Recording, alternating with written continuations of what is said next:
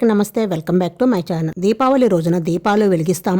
అదే పూలతో దీపాలు వెలిగిస్తే చాలా కొత్తగా ఉంటుంది కదా. దీపాలు వెలగటమే కాదు, మంచి సువాసన కూడా వస్తుందండి. నేను చెప్పినట్లుగా డెఫినెట్గా ట్రై చేయండి. చాలా చాలా బాగుంటుంది. దీనికోసం కొంచెం వెడల్పుగా ఉన్న పూలను తీసుకొని కాడలను తీసేసి ఆ ఒత్తుల్ని ఇలా సూదిలోకి ఎక్కించుకొని పూల మధ్యలో నుంచి ఇలా రానివ్వాలన్నమాట. పైకి ఒత్తి కొంచెం ఎక్కువగా ఉంచుకోండి. మనం దీపాలని వెలిగించేటప్పుడు పూలు పాడైపోకుండా ఎక్కువసేపు ఫ్రెష్గా ఉంటాయి.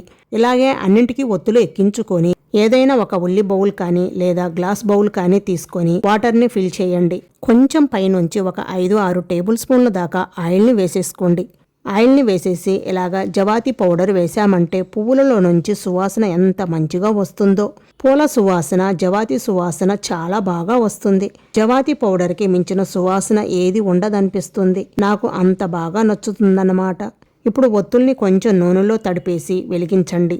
వెలిగినంతసేపు చాలా మంచి సువాసన వస్తూ వెలుతురు కూడా బాగా వస్తుంది. మీకు నచ్చితే డెఫినెట్గా ట్రై చేయండి. ఉపయోగపడే వారికి షేర్ చేయండి. వీడియో నచ్చితే లైక్, షేర్, సబ్స్క్రైబ్ చేసుకోండి. Thank you.